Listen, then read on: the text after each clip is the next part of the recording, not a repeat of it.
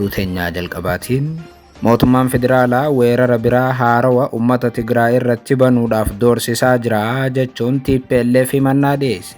Faallaa kanaa immoo jeneraalonni Tigraay guyyaa kaleessaa waraanaaf qophaa'aa jiraachuu beeksisan.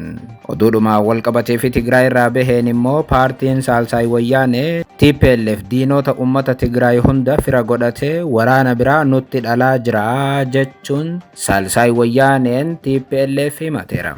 Siyaasa Tigraay gara waraanaatti fiiguu itti fufe bal'inaan isin biraan geenya. Oduu biraatiin hojjettuu manaa ajjeesuudhaan daa'imman lama butanii birrii miliyoona 10 kan gaafatan dargaggoonni lama to'annoo jala oolfaman. Hatuuf ajjeesuu akka aadaatti ilaaluu tan jalqabde Itoophiyaan dargaggoonni ijaaraman nama kaan ajjeesanii kaan butuu itti fufaniiru. Gabaasa guutuu dhageessu. Oduu teenyaa xumuraaf biyya alaatiin pirezidaantiin Kooriyaa Kaabaa Kim Jong-un waraana Raashiyaan Yuukireen irratti bante akka deeggaran irraa deebi'ii mirkaneessan. Loltoota lakkoofsaan guddaa ta'an gara Raashiyaatti erganii lolaa kan jiran Kim Jong-un ministeera dhimma alaa Raashiyaa simatanii waliin mari'ataniiru. Isarrattis gabaasa bal'aa isin biraan geenya. Ashama akkam jirtu daawwattootaaf hordoftootaan olee Global Media oduuf odeeffannoo keenya irraa qabannee dhufneeti jirra. Odeeffannoo keenya ijoo isaan madhageessan guutuu isaa isin biraan geenya. Haga xumura sagantaa keenyaatti dhaggeeffachuun yaada qabdan gara koomentiitiin nuuf barreessaa. Viidiyoon keenya namoota hedduu biraa akka dhaqqabuuf immoo like, share, subscribe godhuun dagatinaa isiniin jenna. Kallattumaan gara gabaasa bal'aattiin isin qajeelcha. Oduu teenyaa jalqabaatiin mootummaan federaalaa weerara biraa uummata Tigraay irratti banuudhaaf doorsisaa jira jechuun TPLF himannaa dhiyeesse. Faallaa kanaa immoo jeneraalonni Tigraay waraanaaf qophaa'aa jiraachuu beeksisan. Oduudhuma walqabatee fi Tigraay irraa baheen immoo paartiin Saalsaay Wayyaanee TPLF diinota uummata Tigraay hunda fira godhatee waraana biraa nutti dhaluuf jira jechuun himateera. Haaluma kanaan TPLF ibsa mata dureen isaa ergaa torbee jedhu kaleessa galgala baaseen ummata Tigraay nageenyaaf jedhee rakkoo keessa jiru irratti yaaddoo dabalataa uumuun haa dhaabbatu jechuun gaafateera. Wayyaaneen ibsa baasan kanaan ummanni nagaaf qabsaa'aa jiraachuu kaasuun ummanni Tigraay duguggaa sanyii irra ga'een haala jireenyaa baay'ee hamaa keessa akka jiru ibsiteetti TPLF. Ummanni keenya duguggaa sanyii irraa hafe ammallee weerartootaan ajjeefamaa dhukkubaaf beelaan du'aa jiraas jetti paartittiin tun. Ji'oota dura boordii filannoo biyyaalessaatiin paartii siyaasaa keessaa tan haqamte TPLF ibsa eda baafte keessatti duguggaan sanyii uummata Tigraay irratti raawwatamaa jiru erga waliigalteen Piriitooriyaa mallattaa'ee boodaas akka hin dhaabbannee fi kanneen harka weerartootaa jiran ammallee eenyummaa isaaniitiif jecha ajjeefamaa butamuu fi dararama akka jiran ibsa isii keessatti kaafteetti TPLF. Uummanni Tigraay qabsoo siyaasaa karaa nagaa gaggeessaa jiraachuu kan hubachiifte TPLF mootummaan Itoophiyaa kan federaalaa garuu gidiraa uummata Tigraay fi gatii nagaaf Tigraay kaffalu hubachuu dhiisee ammaas weerara marsaa biraa uummata Tigraay irratti banuudhaaf sodaachisaa akka jiru cimsinee hubachiifnaa jetti TPLF. Akkasumas gochi kun gocha guutummaatti itti gaafatamummaa hin qabnee fi waliigaltee Piriitooriyaa faalleessu ta'uu hawaasni addunyaa akka beeku barbaannaa jetti TPLF. TPLF ibsa isaa keessatti mootummaan federaalaa Tigraay daran sodaachisuu irraa of qusachuun dirqama waliigaltee Piriitooriyaa jalatti mallattaa'e baachuu fi Tigraay deebisuudhaaf gumaacha akka godhu dhaameera. TPLF ibsa kana kan baase torbee keessatti yeroo lammaffaatiif. Tibbana ministeerri muummee Itoophiyaa paarlaamaa irratti haasawaa godhuu hordofee TPLF ibsa baaseen waraanaaf qophaa'oo akka hin taane hubachiisee ture. Haa ta'u malee ministeerri muummee Itoophiyaa TPLF waraanatti seenuudhaaf akka jiru cimsanii dubbachuun ni yaadatama. Kun kanaan osoo jiru oduu haarawaa Maqalee irraa dhaga'ameen immoo TPLF matumti isaa waraanaaf qophaa'aa jiraachuu jeneraalonni isaa beeksisan. Haaluma kanaan guyyaa kaleessaa Wayyaaneen koomaandoo marsaa 42ffaaf leenjiftee istaadiyeemii Aduwaatti eebbiftee akka jirtu gabaasaaleen mirkaneessan. Sirna eebbaa kanarratti haasawa jeneraalonni Wayyaanee taasisaniin ammallee isaan waraanaaf qophaa'aa akka jiran akeekan. Inumaa jeneraalonni lama kan TPLF gurguddaan haasawa godhaniin ammallee doorsisaadhaaf harka hin kenninu jedhan. Fakkeenyaaf jeneraalli tokko yoo dubbatan mootummaan federaalaa doorsisa gosa hundaatiin nu doorsisaa jira jedhan. Inumaa as dhiyoo teeknooloojiin qabanuun jechaa jira, dirooniin qaba jedhee nu doorsisaa jira jechuun erga dubbatanii booda erga mootummaan federaalaa teeknooloojiidhaan badhaadhuu himee nutis akka kaleessaa hin jirru jedha jeneraalli tokko. Meeshaalee waraanaa kaleessa hin qabne biraas hidhannee qabna, abbaa biyyummaa Tigraay deebisuudhaaf immoo qophiidha jedhan jeneraalonni Tigraay. Yeroo kamuu caalaa dandeettii fooyya'aa akka qaban jeneraalonni TPLF kaleessa aduwaatti dubbataniiru. Gama biraatiin oduudhuma wal fakkaataa Tigraay irraa baheen paartii mormituu Tigraay Saalsaay Wayyaaneen akeekkachiisa ministeerri muummee Abiyyi Ahmad Tigraay gara waraanaatti deebi'uu dandeessi jechuun kennan qeeqeera. Kanaanis Saalsaay Wayyaaneen mariin guutuu Tigraay keessatti akka taasifamu gaafate. Paartiin Saalsaay Wayyaanee ibsa isaatiin TPLF uummata Tigraay waraanatti dhiibaa jira jechuun illee himateera. Dura ta'an paartii mormituu Saalsaay Wayyaanee Aluula Haayiluu haasawa muummichi ministeera Itoophiyaa Abiyyi Ahmad tibba kana paarlaamaa irratti taasisan keessumaa Tigraay waraanatti yoo deebite gaagaamni hamaan akka mudatu dubbatan qeeqaniiru. Aluulaan ibsa kennaniin naannoo ammallee waraana duguuggaa sanyii waggaa lamaa irraa hin bayyanatin kana rakkina dabalataa itti fiduudhaaf yaadni dhiyaachaa jiru fudhatama hin qabu jechuun taateen kun oduu rifachiisaa ta'uu ibsan. Aluulaan ibsa gaazexeessitootaaf guyyoota dura kennaniin garaagarummaa siyaasaa marii karaa nagaatiin hiikuudhaaf korri biyyaalessaa hunda hammate Tigraay keessatti akka gaggeeffamus gaafatan.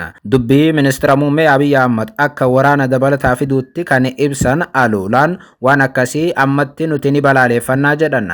Ibsi hoogganaa mormitootaa kun kan dhaga'ame yaada ministeerri muummee Abiyyi Ahmad adoolessa 3 2025 miseensota mana maree bakka bu'oota uummataatiif dhiyeessuu hordofeeti. Ministeerri muummee Itoophiyaa haasoo mana maree bakka bu'oota uummataatiif taasisaniin Tigraay keessatti lola marsaa biraa akka ka'u akeekkachiisuun abbootiin amantaa walitti bu'iinsi akka hin uumamneef ammumaan socho'uu akka qaban waamicha dhiyeessanii turan. Tigraay waraana keessa akka hin seenne ammumaa hojii keessan eegala. Erga jalqabee booda ammoo yoo dubbattan gatii hin qabu jedhanii turan ministeerri muummee Abiyyi. Gama biraatiin obbo Birhaanee Asbahaa itti gaafatamaan koominikeeshinii Saalsaay Wayyaanee gama isaaniitiin mootummaan federaalaa doorsisa bal'aa uummata Tigraay hunda miidhu dubbachuu dhiisee kana caalaa karaa seeraatiin komii TPLF waliin qabu yookaan rakkoo TPLF waliin qabu furuu qaba jedhan. Lafti Tigraay osoo hin deebi'in hafee jiru buqqaatonni kaampii keessatti danqamanii osoo jiranii uummanni immoo gidiraa keessa seene keessa osoo hin ba'in haala TPLF qofa ilaalanii waraanaaf buxaaluun balaa qabas jedhan. Obbo Birhaanee Asbahaa dabalataanis TPLF dantaa bal'aa Tigraay cinaatti dhiisee jiraachuu kan hime Birhaaneen TPLF ammatti uummata Tigraay waliin marii irratti hirmaachuu irra diina kaabaa fi kibbaa waliin hiriiruu filatee uummata Tigraayittis balaa fiduu filateera jechuun Birhaanee Asbahaa TPLFis qeeqaniiru.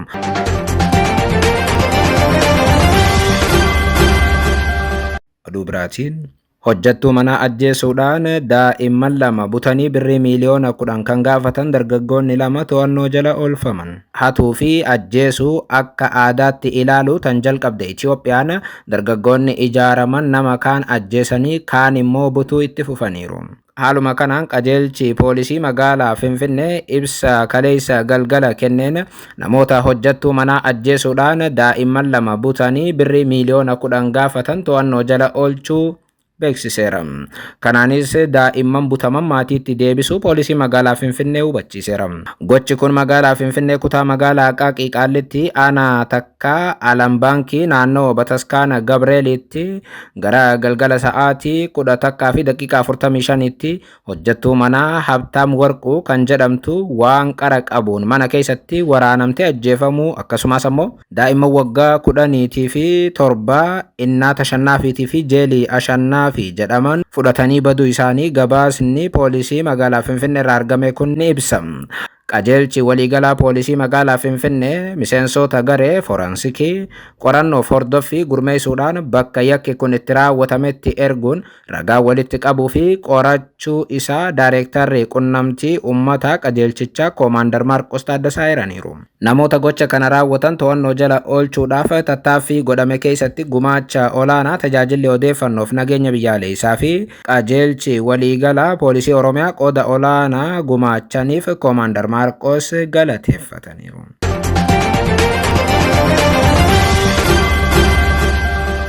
Oduu biraatiin pirezidaantiin Kooriyaa Kaabaa Kim Jong-un waraana Raashiyaan Yuukireenitti bante akka deeggaran irra deebi'iin dubbatan. Haaluma kanaan hoogganaan Kooriyaa Kaabaa Kim Jong-un waraana Raashiyaan Yuukireen keessatti bante haalduree tokko malee akka deeggaran dubbachuu miidiyaa mootummaa Kooriyaa Kaabaa gabaaseera.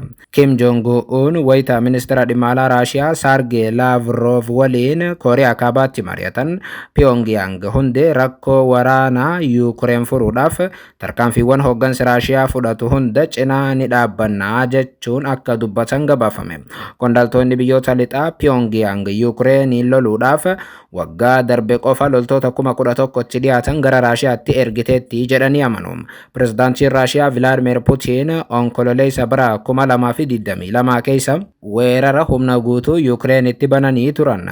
Miidiyaa mootummaa Kooriyaa Kaabaa KCNN gabaasa isaa keessatti Kim Jong-un fi Laavrov sanbata dabre haala oowwaa walamantaa jaallanii irratti hundaa'e wal arganii jedheera. Hoogganaan Kooriyaa Kaabaa kun waraanni Raashiyaa fi uummanni dantaa bu'uuraa biyyattii eegsisuun waraanicha ni injifata jedhee akka amanuus ibseera jechuun TV'n kun gabaaseera. Toora Telegiraamii isaa irratti ministeerri dhimma alaa Raashiyaa viidiyoo qondaaltonni biyyoota lamaanii wayita harka wal qabatanii fi wal hammatanii nagaa wal gaafatan agarsiisu maxxanseera. Laavrov gita isaanii kan Kooriyaa Kaabaa Choi Sun-hui waliinis wal arguun loltoota Kooriyaa Kaabaa Raashiyaa gargaaruudhaaf bobbaafaman galateeffachuu dhaabbanni oduu Raashiyaa taasilleen gabaaseera. Kooriyaan Kaabaa Raashiyaadhaaf deeggarsa waraanaa akka kennitu irra deebiin kan beeksifte yeroo pirezidaantiin Ameerikaa Doonaald Tiraamp dhiyeessii meeshaalee waraanaa biyya isaanii Yuukireeniif kennaa turte haaromsanittidha.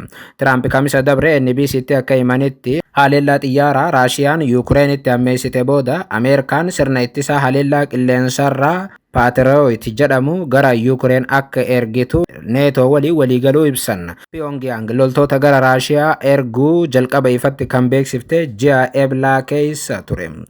Ibsi kunis Yuukireenii fi biyyoonni lixaa loltoonni Kooriyaa Kaabaa hedduun gara daangaa Raashiyaatii fi Yuukireenitti bobbaafamuu erga ifoomsanii turtii ji'ootaan lakkaa'amuu boodaas ture. Kim Jong-un bara darbe baatii waxabajjii keessa hoogganaa Raashiyaa Vilaadimir Puutiin waliin waliigaltee mallatteessaniis turan. Waliigalteen sun biyyoonni lamaan keessaa tokko yoo weerarame waltumsuudhaaf waliigaluu isaanii akeekama. Kooriyaan Kaabaa loltoota Raashiyaatti bobbaaftee maddiitti hojjettoota 1,000 lakkaa'aman erguun naannoo Raashiyaa waraanaan miidhamte Kurisk waraanarraa bayyanachiisu akka gargaartu waadaa seenuu hoogganaan dhimma nageenyaa Mooskoo baatii dabrees ibsanii turan.